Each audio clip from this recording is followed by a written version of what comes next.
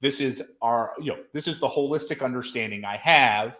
What isn't working consistent with my holistic understanding? What is working with my consistent with my holistic understanding? And what it does, I mean, systemization, it is like freeing, because it frees the mind from having to like rebuild the understanding over and over again. Like that's the thing. The discipline and the leverage are the things that are so valuable about systemization.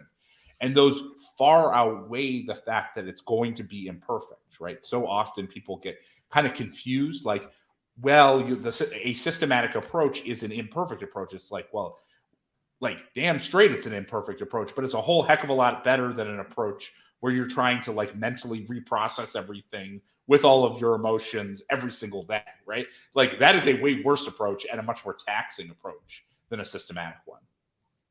Now, I view the dashboard as being something more than a dashboard and providing more like, PPP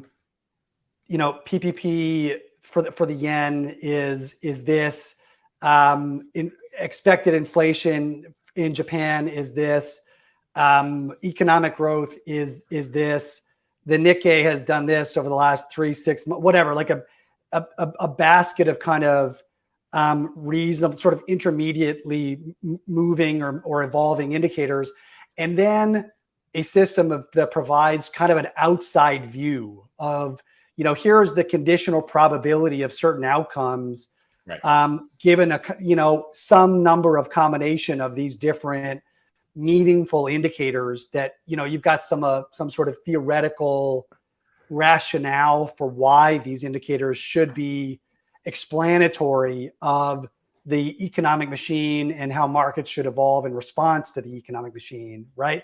So it's not just like a bunch of dials and dashboards.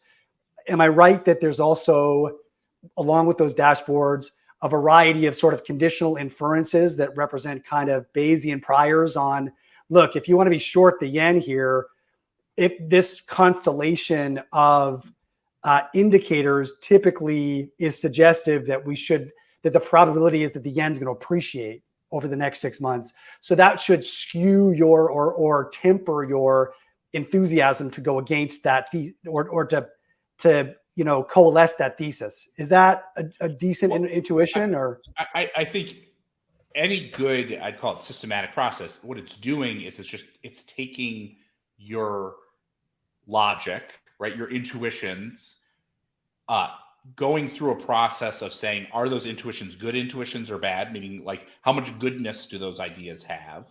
And then like a calibration process. Calibration process, which is important because there are certain things that have better goodness and other things that have worse goodness and other things that have no goodness or negative goodness.